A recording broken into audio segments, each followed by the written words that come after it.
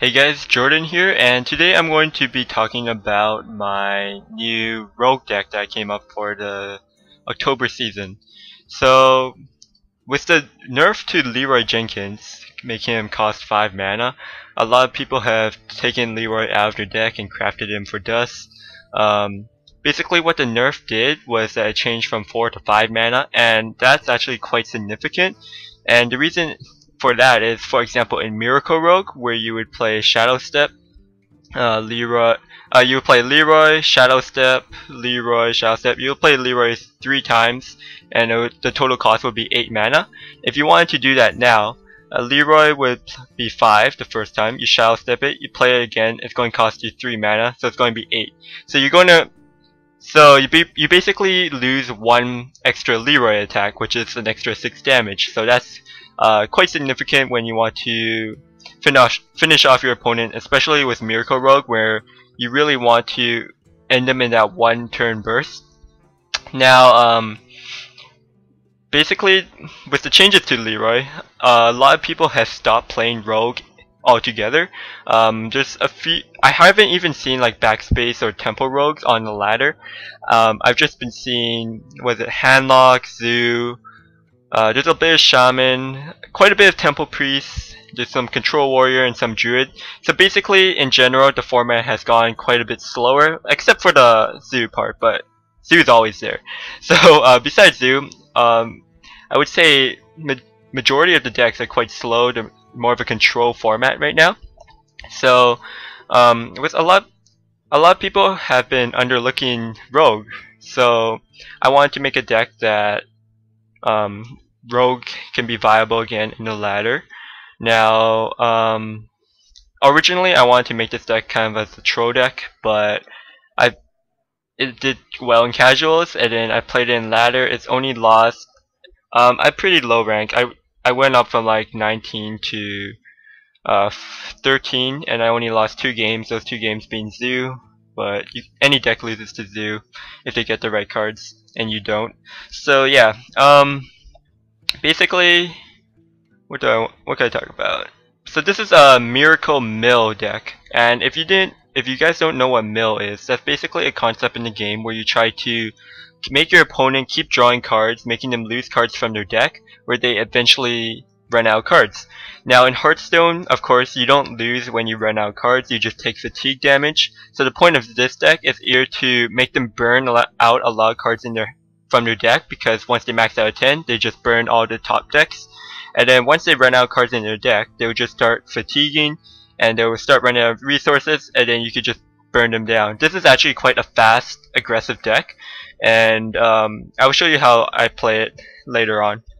But anyways, let's get through the cards, and I can tell you some combos and explanations. So first off, we got 2 backstabs. Of course, it's a pretty good card. 2 damage. Costs 0 mana, it works great with gadgets on, it combos well with your SI7 agent. It's just a really good card. Deals with knife jugglers, all those 2 health creatures that Zoo's playing. Preparation, this card, it's kind of like Miracle. This list is kind of similar to Miracle, so you got the preparation for your gadgets in. It's your engine, basically. Gadgets is your engine, just like the old Miracle. So preps in there, of course, for combos. Pushing in extra spells when you have no business doing so. Then we have Shadow Step. Shadow Step's still a pretty good card. Even though you can't use Leeroy 3 times in 1 turn, you can still use Shadow Step with a lot of different cards. You could combo it with your SI7 agents, get those extra damages, bring back your gadgets in so you could play them on your next turn, bring back your Lotheb, Cold Light Oracle, make them draw and burn more cards. So yeah, there's just a lot of targets for Shadow Step, and because it's 0 mana, you get more draws. Then we played a 1 Conceal. That 1 Conceal is just for securing your board, so you can push for game, extra damage, protecting your gadgets in. We got the Deadly Poisons. Deadly Poisons, of course, is a very good card. Buff up your weapon, and you can start clearing minions, Feral Spirits, Harvest Golems and stuff like that. And also the Deadly Poison goes good when you want to use your Blade Flurry. Then we have Sinister Strike. Again, like earlier, I said that this deck is aggressive and it does have that burn power. So the Sinister Strike is for that extra burn damage. So we got 2 of them, so that's extra 6 damage. And a combo, you can use them with your combos for your SI7, get more draw with your gadgets in. And yeah, basically a bunch of low cost spells to help get your deck, go through your deck faster. Then we have the 1 Blade Flurry. This is, I think, pretty necessary. You need that AoE. I'm not playing Fan of Knives, so the Blade Flurry is really the only AoE damage. And basically helps clear boards against Zoo, Shaman, Hunter, and then helps clean up the game, gets the extra damage. You could get like 2 hits in with your weapon. Again, goes good with your Deadly Poison and your Blood Mage. Then we got Eviscerate, again, a very powerful spell. Combo it up, get 4 damage or 5 damage if you have Blood Mage. It's really good for clearing minions, getting control of the board, or going for the extra face damage. Then we play 2 Saps. Now 2 Saps is very strong, especially in the mill deck. In the mill deck where I'm trying to fill up your opponent's hand and get them to burn a lot of cards for a really low price. So once they have like 10 cards in their hand and they have, say, a Ragnaros on the board, you could just sap the Ragnaros and the Ragnaros will die for 2 mana. So Sap is a really strong card. It gets the tempo in your favor, especially in matchups like Druid or something where they use their entire turn to play a huge taunt or a Karen or something like that. You just sap it back and then they lose the tempo completely. And then we have the Blood Mage Thanos. Again, synergizes very well with pretty much everything in this deck. Gets you that extra draw power, extra spell damage. It's a very low cost, so you could proc combos for your Eviscerates and SIs and stuff like that. Again, it gets good with Blade Flurry as well. Now this is an interesting card I put in. I'm pretty sure a lot of you guys don't even know what this is because it is an epic and no one ever plays it, like ever. So this is Patient Assassin. It's a stealth 1/1, 2 mana. Destroy any minion damaged by this minion. So basically it's a 2 mana cost assassinate pretty much, if they don't have divine shields or anything.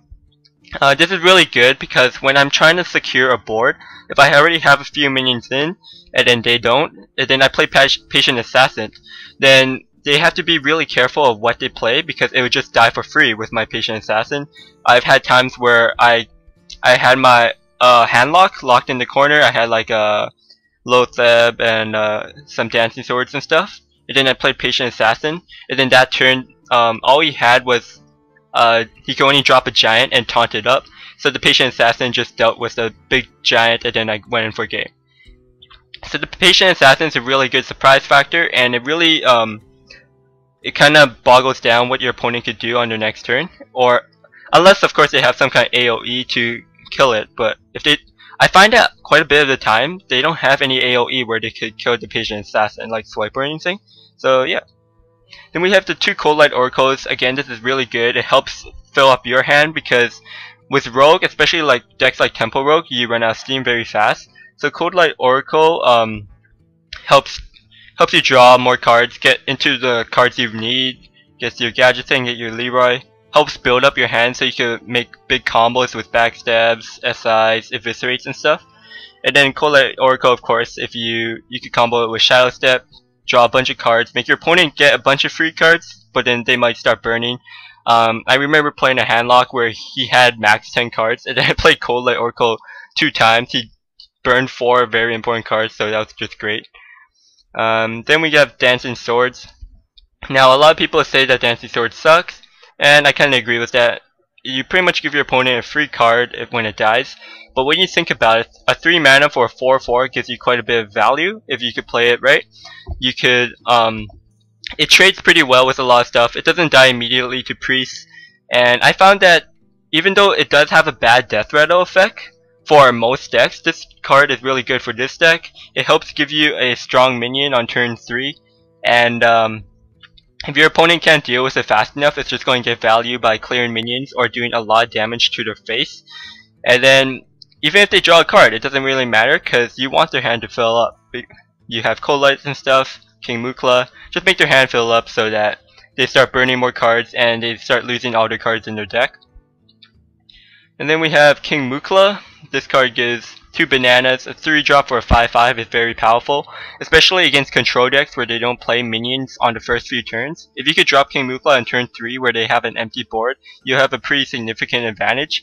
And then even the bananas aren't really a big deal because if you play it early on, they can only drop a minion, but they can't follow up with the bananas. So if you could give them a bunch of bananas, and then you make them draw cards where their hand's already full from all the bananas, they'll just burn a bunch of cards, and their hand will be full of bananas.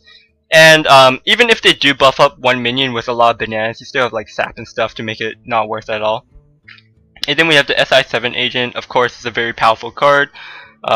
Just combo it up, deal 2 damage. Very versatile. You could combo with Shadow Steps and stuff. Helps to clear the board, get control, get tempo in your favor, and sometimes it just pushes the extra damage you need. Then we have the Gadgetsons. Of course, this is a very fast deck, so you do need that draw engine to draw through your entire deck really fast. Gadgetsons just broken with cards like Prep, Conceal, Shadow Steps, Backstab, all your free cards. So Gadgetson of course is in there. I do still play the Leeroy Jenkins. Even though the Leeroy nerf did hit it pretty hard, it just forces the rogue players to play differently. So with the Leeroy, I still found out I was able to Leeroy, Shadow Step, Leeroy again for game. That third Leeroy might have came in in handy, but then I just find that you just have one extra Shadow Step where you could use for your other great cards like Cold Light Oracle, SIs, and all that stuff. So it gives you a bit more flexibility with what you could do with this deck, I think. Then we have the Loatheb. Loatheb's very powerful.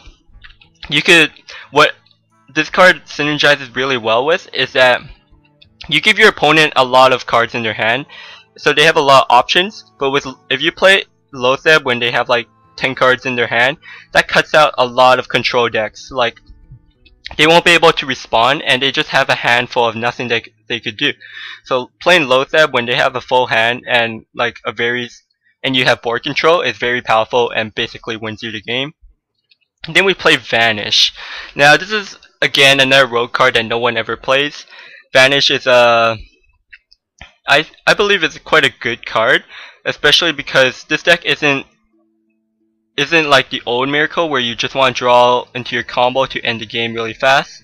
This deck still ends the game really fast, but in the slightly slower matchups when your opponent starts to develop a board and then you're kind of behind, you can play the Vanish. If they have a full hand, all those minions are destroyed.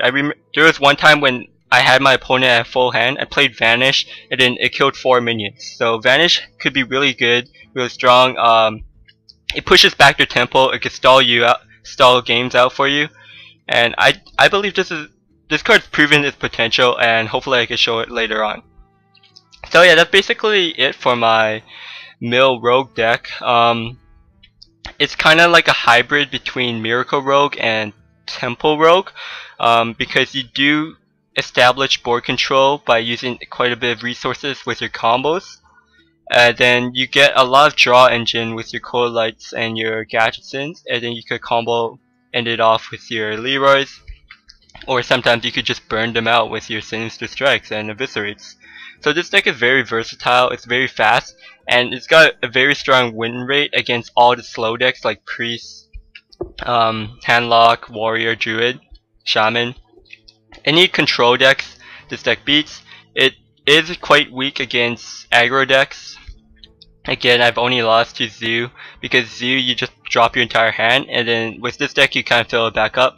So the ideals of this deck does not go well against Zoo, but it goes well against basically any other deck. So hopefully I could get some gameplays in, maybe get one in, and then post some more later on of just separate gameplays. And yeah, thanks for watching guys, and see you over in the next part.